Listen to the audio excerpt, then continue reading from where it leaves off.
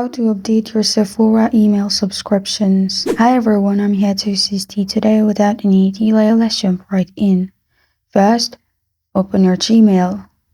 After you're in your Gmail, make sure you're logged into your account. Search for the Sephora's mail.